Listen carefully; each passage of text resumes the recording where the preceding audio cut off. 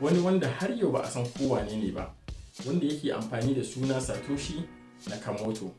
Ya ƙirƙiri fasahar Bitcoin domin samar da hanya mafi sauƙi wadda za a turawa a kuma karɓi kuɗi a duk duniya cikin sauƙi. Wannan fasahar ta Bitcoin ana kiranta decentralized saboda babu wani wanda yake controlling ɗinta kamar yadda ake controlling ɗin Akan.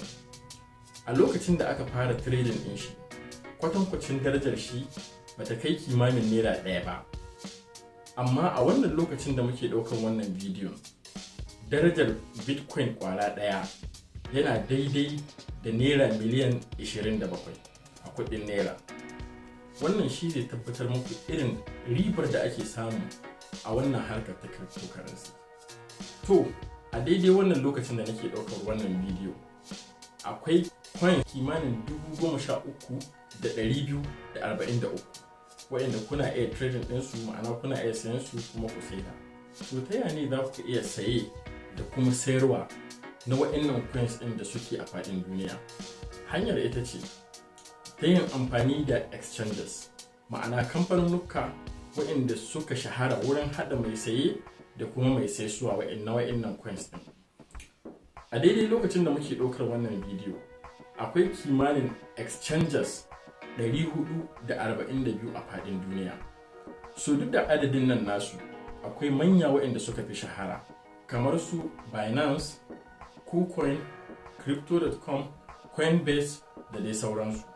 To, a wannan koyarwa tamu za mu tsaya ne iya ga Binance kawai, wanda shine babban exchanger a duk faɗin duniya. Ku kasance tare da ni, Nafi'u Habibu, wanda aka fi sani da Opera, domin sanin yadda za ku yi amfani da shi Binance ɗin, yadda za ku sauke shi a manhajar ku ta Android, da kuma yadda za ku sayan coins kuma ku saida domin ku samu riba.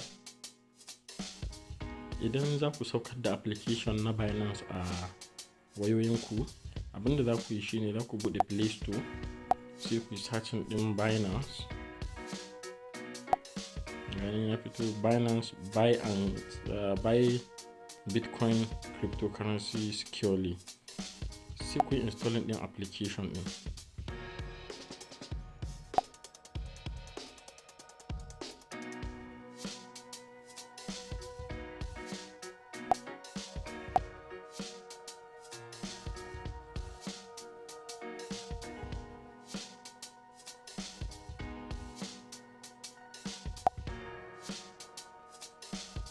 Idan ya ƙare, sai ku buɗe application ɗin. Idan kun buɗe application ɗin, already zai detecting ɗin wace ƙasa ce kuke. Najeriya, amma bai detecting automatically ba, sai kai selecting ɗin ƙasar da kake. So muna a Najeriya ne, sai mu sa next. To, yanzu anan wurin registration ne. Tana tambayar mu ne za mu yi registration ne da phone number ko za mu yi registration ne da email. To number waya ta na riga na yi amfani da ita, zan yi amfani da wani email saboda wannan tutorial din. Misali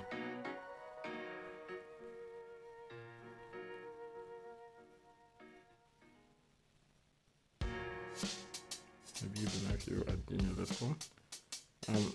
Za su ce mu sa password din, misali idan mutum zai sa password din Binance din shi, gaskiya abin da ya kamata yi shine ya sa password wanda yake da karfi, saboda zai ajiye kudaden shi ne wurin. So idan ya zama cewa mutum ya sa password wanda yake da sauki, akwai yiwuwar wani na iya mai kutse a cikin shi account din nashi. So misali, in za ka sa password ka sa capital letters, small letters, maybe kila da lambobi da sauransu, wanda zai ƙara tabbatar da tsaro ga shi account din naka. Misali sun ce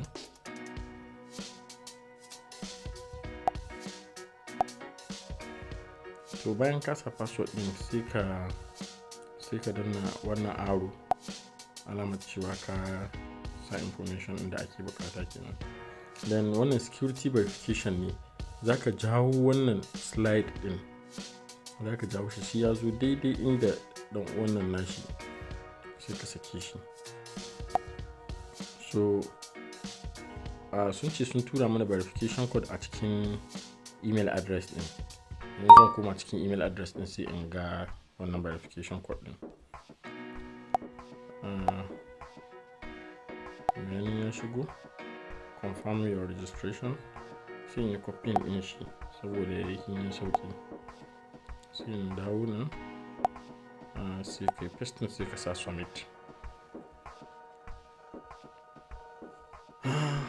All new and existing users are required to complete immediate identity verification to access full range. Sai mu ce mun ja. Crypto before, wannan yan tambayoyi ne kawai. Kana iya ka sa yes, kana iya ka sa no. Please select your country. Sai mu selecting Nigeria.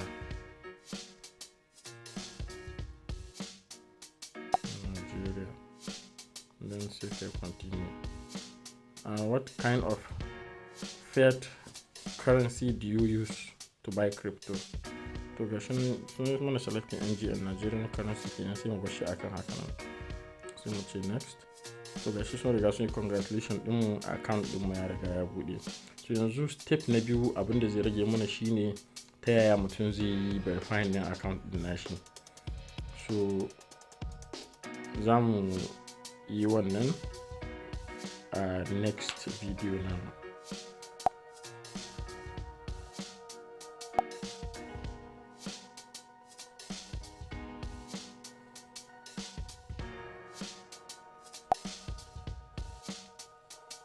To kamar da kuke gani dai ba za ka iya amfani da account din naka ba sai ka yi verifying din shi. To ta yaya za ka yi verifying din wannan account din? Za ka danna nan wurin verify account. In ka sa verify account, loading network is bad. Tutorial ne kawai suke yi. So nan wurin verification din nan za su tambaye ka wasu information waɗanda za ka sawa. Sai ka danna start now. Ga yana. Wace ƙasa kake? Already sun riga sun yi selecting saboda mun riga mun sa shi tun tashin farko. Sai su tambaye ka menene sunanka. Misali nan sai in ce musu Nafi'u. Misali Nafi'u Bello. Misali Abubakar. Wannan sunan sai ka sa sunanka daidai da yake. Saboda dole sai sunan ya yi daidai da sunan da yake ga ID card ɗinka sannan za su yi verifying ɗin account ɗin. Sai ka yi selecting date of birth ɗin naka. Idan akwai date of birth ga cikin national ID card ɗinka ko kuma katin da za ka amfani da shi wurin verification, dole ne sai ka sa ID card wanda ya yi daidai da sunan da yake ga dole sai ka sa date of birth wanda ya yi daidai da date of birth ɗin da yake ga cikin shi wannan katin naka. So abinda za mu yi shine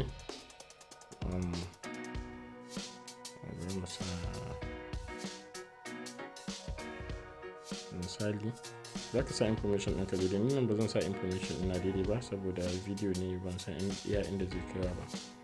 Misali date of birth na zan ce 2002 January 14 misali.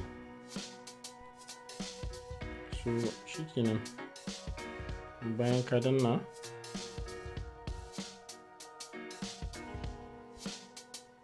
sai ka ce continue. Za su tambaye ka residential address ɗinka. Misali sai ka ce Kalambaina Road, Sokoto, house number 15. Address ɗin naka ka sa shi daidai saboda wannan harkan kuɗi ce. Idan sun ka gano ka samu wani information wanda ba daidai ba, direct za su yi blocking ɗin account ɗin ne. So normally wurin postal code ka yi amfani da 234. Wurin city misali za mu ce Sokoto. Misali ne wannan. Sai ka ce continue. Idan ka ce continue za a yi loading. So nan ne asalin verification ɗin yake. Saboda za ka sa kati wanda gwamnati ta baka.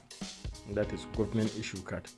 Misali kamar international passport, kamar misali national ID card, kamar misali voters card, kamar misali da dai sauran irin katuttuka inda gwamnati take bada, so su ne za ka amfani da su, ko driver license.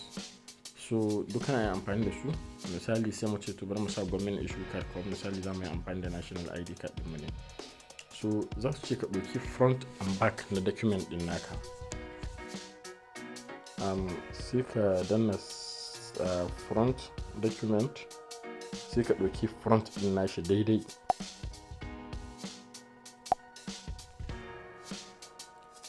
To misali ni nan zan yi amfani da national ID card in yi verifying ɗin account ɗin.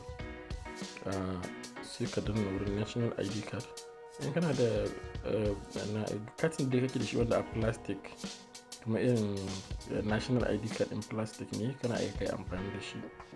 Idan ba su yarda da shi ba kuma za su yi rejecting ɗin shi.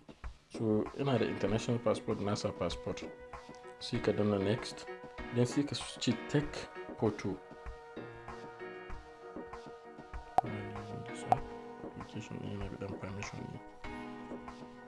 Then sai ka ɗauki hoton ID passport ɗin naka kamar haka. Za ka ajiye shi ga flat surface. Idan mun cewa ma quality ɗin ya yi haka, sai ka ɗauka. In ka ɗauka sai ka danna OK. Then in ka danna OK, shikenan sai ka ce continue. So idan ka ce continue, za su ce ka ɗauki selfie na kanka da natural expression kamar yadda yake a jikin wannan. So haka za su cewa ka yi. Bayan ka ɗauki hoton, sai ka danna continue.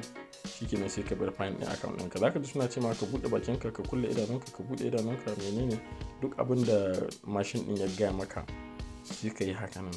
Misali sai ka danna take selfie ɗin nan, sai ka danna shi. Then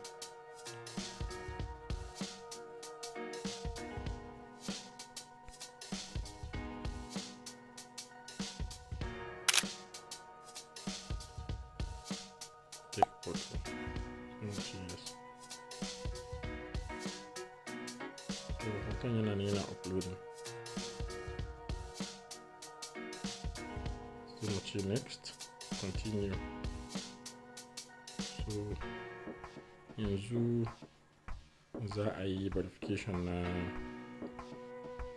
asalin hoto ɗin, facial verification kenan. To sai ka danna, za ka sa fuskarka daidai cikin wannan abin. Please nod slowly. Do your head slow. Shikenan. So dole sai ka ɗan dinga, wani lokaci za ta ce ka buɗe bakinka, ka rufe baki, ka juya fuskarka, duk abin da ta gaya maka sai ka ɗaya haka nan. So yanzu account ɗin namu ga yanan ya zama verified. Shikenan sai mu fara transaction ɗin da zamu yi da shi.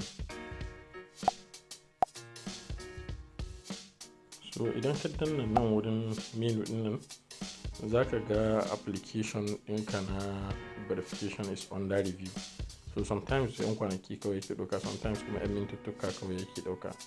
So da zaran ka buɗe wurin ka ga ya zama verified, shikenan you are ready to start the business. So idan kun amfana da wannan bidiyo namu, ku danna mana subscribe, sannan ku danna alamar ƙararrawa domin samun wasu sabbin videos ɗinmu da zarar mun ɗora. Mun gode.